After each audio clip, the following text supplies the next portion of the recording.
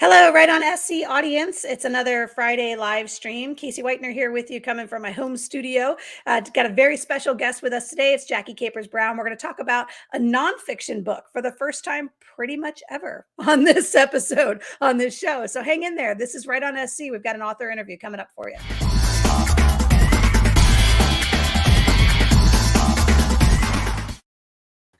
Hello, Jackie Capers Brown. How are you? Hey, Casey, how are you? It's good to see you. I'm so glad to see you. I got so excited when I saw this on my schedule this week. I was like, man, I cannot wait to get to Friday and get to hook back up with Jackie and talk about what she's been doing. I got to tell you, I'm blown away by your productivity. And you were just saying before we came on the air that COVID had taught you things, and those things are in this book. So I'm so excited to talk about your new book. It's called The Go Be Great Blueprint, and it's available on Amazon. In our show notes for this particular episode right here on YouTube right now, people can click on the Amazon link and go directly there and buy it. And I want you to tell people who you are, what you do, and what this book is all about. So let's start with you. Give us a little background, Jackie. Who are you? Well, my name is Jackie Capers Brown, and I am a career and leadership strategist. I was inspired to do this great work because of the fact that my personal story is that I defied odds and went from earning minimum wage to becoming an award-winning manager and executive leader in the hospitality industry for over 20 years. And so today, my company, Greatness Made Simple Training and Consulting, I actually help professionals build influence, create positive impact, and accelerate their authentic success by leveraging their gifts of greatness. I love that phrase, the go be great phrase. And we had a great opportunity to speak on your podcast about a year ago about some of the things that I've been working on and I've been challenged with and all that. So talk a little bit about the podcast and how you feature different women, different executive, different people. They're not all your customers or all your clients. A lot of them are just people in your network. And what a fascinating group of interviewees you've had season after season on your podcast. Tell us about that.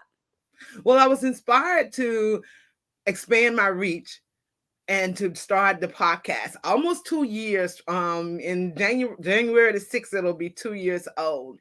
And so I was inspired to expand my reach and reach out to people, everyday people who I know, I believe, well, let me just start over. I believe everyone has greatness within them.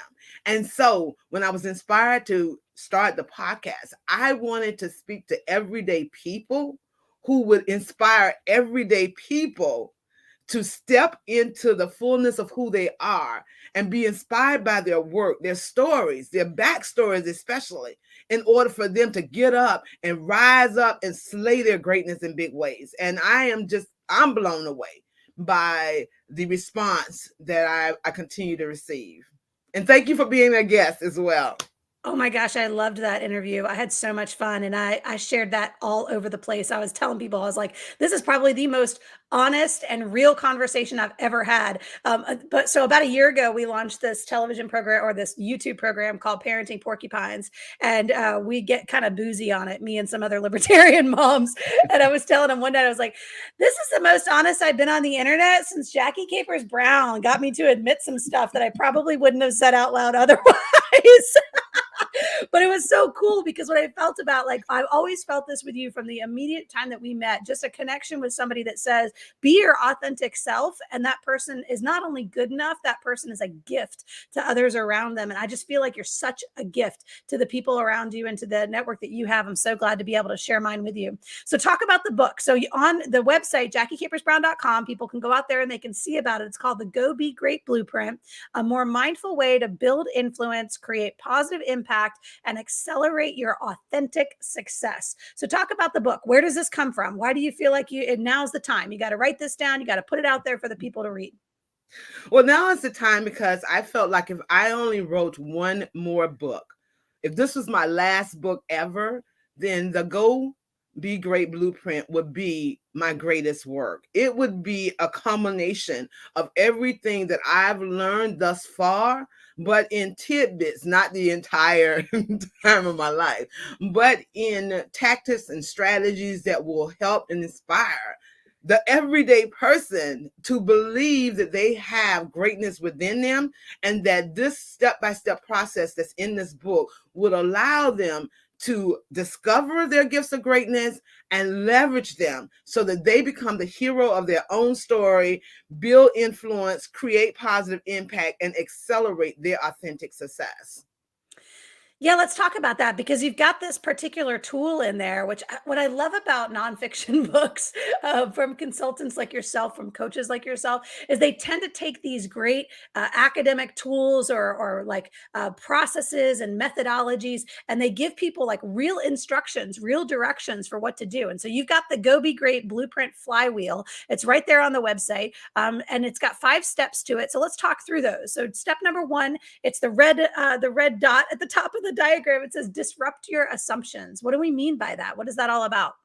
So let me start real quick with saying that after the loss of my son Blaze, my ability to move beyond my grief required me to dig deep within myself and to dig deeper into my gifts of greatness. And as a result of that, I recognized the intuitive steps that I had been taking for years, but did not knowingly have a framework for them, for me to actually come up with this.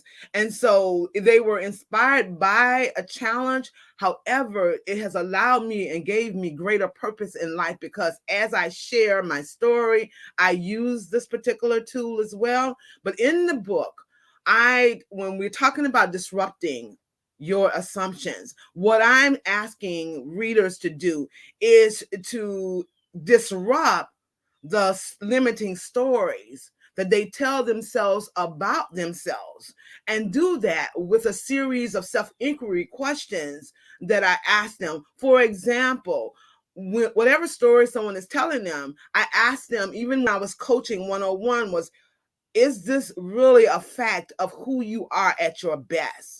And because I'm always talking about who you are at your best, people can remember those instances when they really showed up for themselves. So when I say disrupt the assumption, I mean, you look at who you are at your best, who you've been at your best, and then identify those particular thoughts, emotions, and actions that you at your best showed up in that instance. Why aren't you able to do that now? You are capable of doing that now.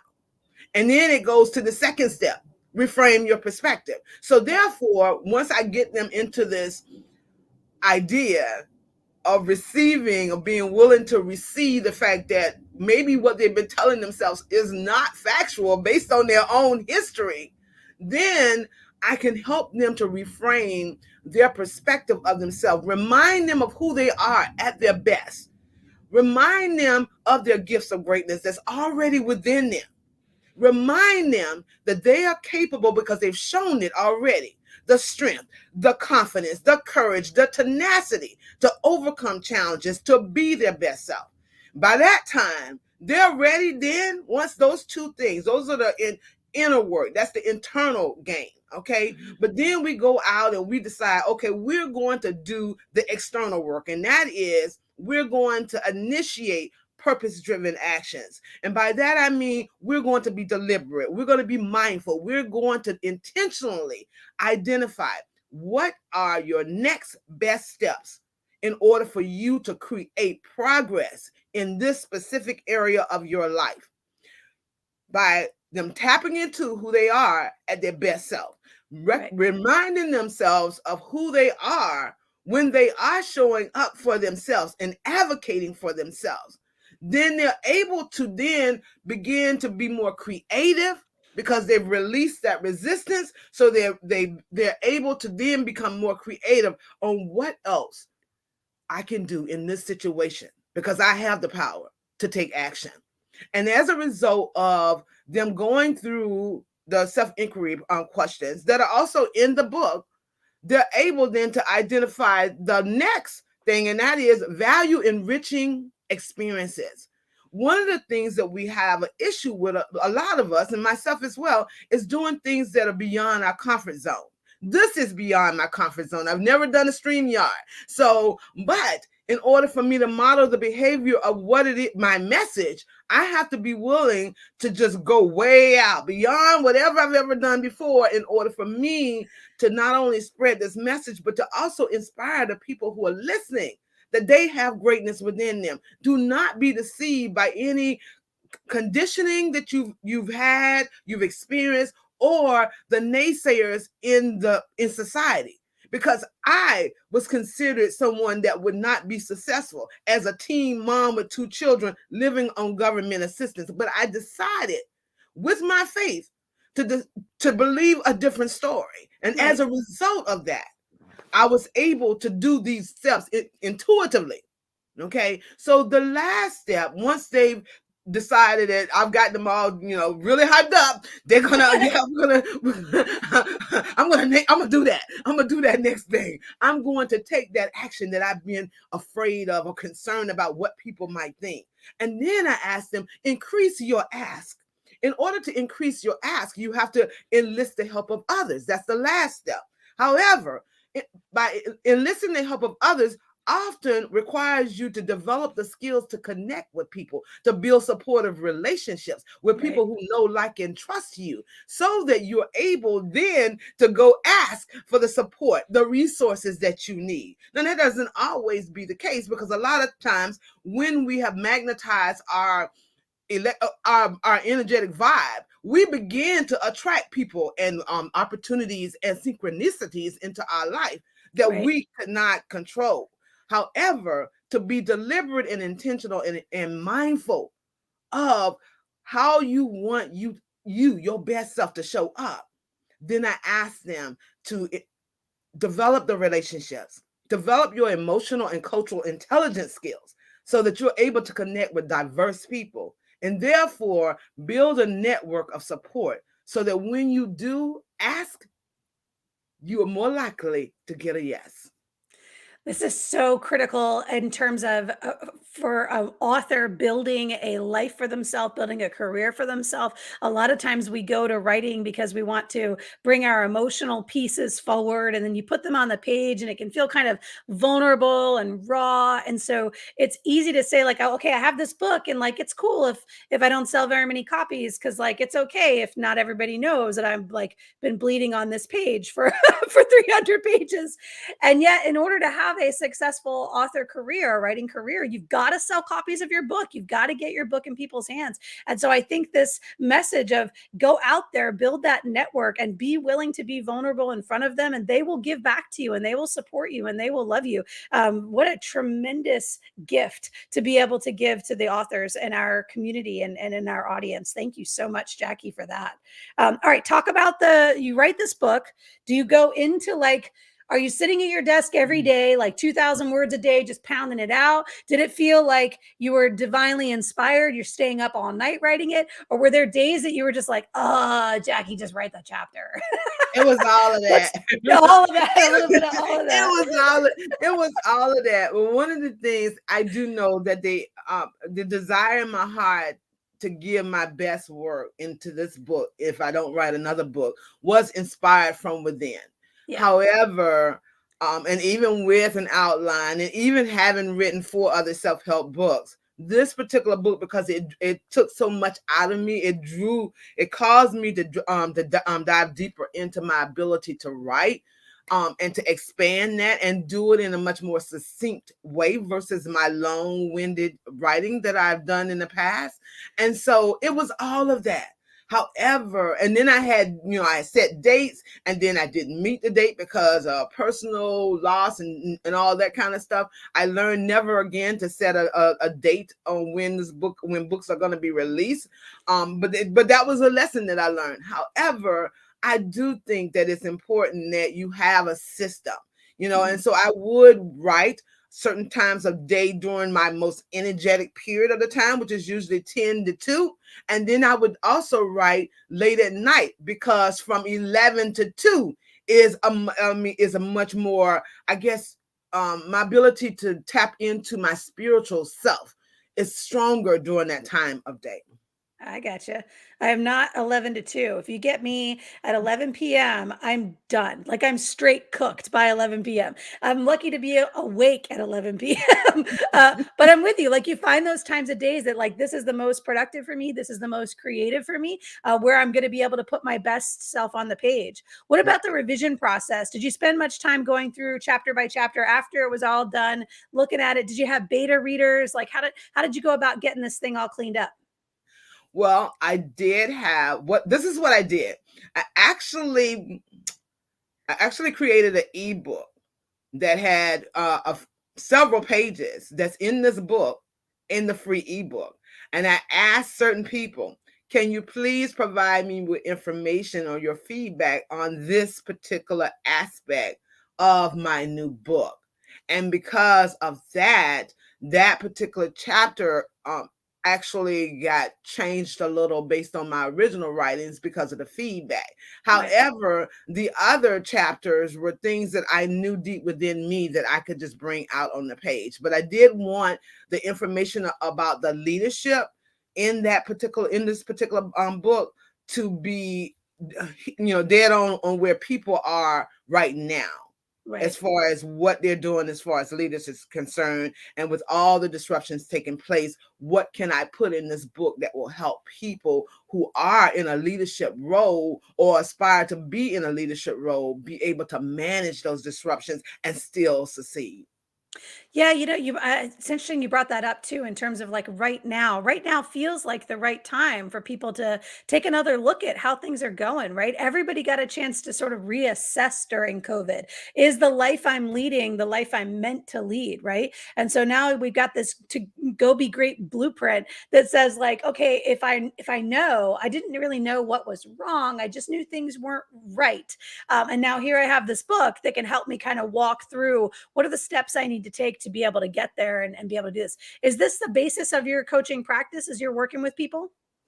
Yes, actually, this book, because I no longer do one-on-one coaching, I do now group coaching with my through my mastermind program and through my training programs. So this book is basically what most of my one-on-one clients, the information that they were shared, usually over a 90-day to 120, a few people 5 months, but usually between 4 and 5 months. So a lot of what I'm sharing in this book are coaching insights that I've shared with people who paid me a considerable more money than $14.99 to get that information.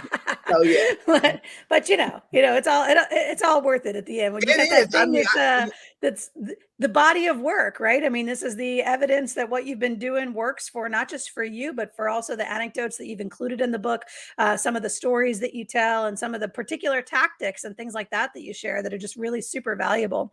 You're here in the Columbia area, Columbia, South Carolina, and you said you're working with some mastermind groups and that kind of thing. How can people reach you aside from just the website? I mean, is there a chance that you're recruiting for new courses? What's coming up now? How are you building a business now with the book?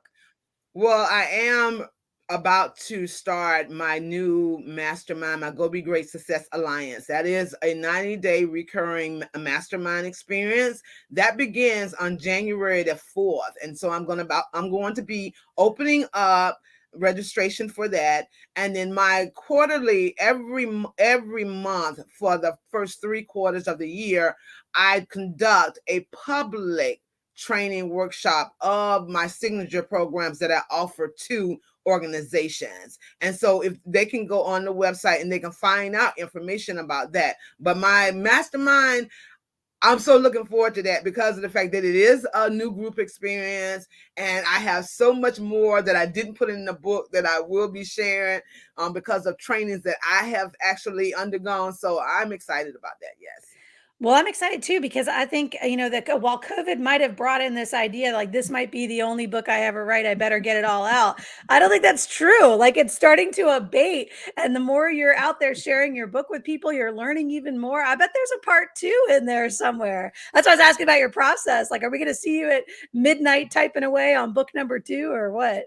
Well, it is a 3-part series, but Oh, so this there you book go. It is a three-part series. However, this first book, I felt like if I don't get to the second book, if me myself don't get to then this will be my best work. However, the second one will be focused on the Go Be Great Leader, and the third one is going to be about activists, individuals that are in the communities making a difference in all kinds of different ways. So yes. We definitely need that book. We need as much activism as we can get drummed up between now and our next election cycle. Yes. Absolutely, if nothing else. Listen, Yes. Jackie, I love spending time with you. I'm so grateful to you for even just for bringing me forward in my journey and helping me with some of the work that I've had to do. I just am the biggest fan of yours. I really am. If there's anything ever that I can do for you to help promote your work, you by all means let me know. I'm so proud of the book. I'm so excited for you. And, and as you're moving forward, the next ones are coming out. Let us know on the Right on SC audience. We'd be glad to have you here and share your work always with our audience. Thank you so much, my sister Casey. And yes, I will let you know that. I appreciate you as well. And I honor you and your greatness that's dwelling within you. Oh, I appreciate you. All right, that's our author interview for today. It's a Friday afternoon. There'll be more to come. Don't go away. We appreciate you here on Right on SC.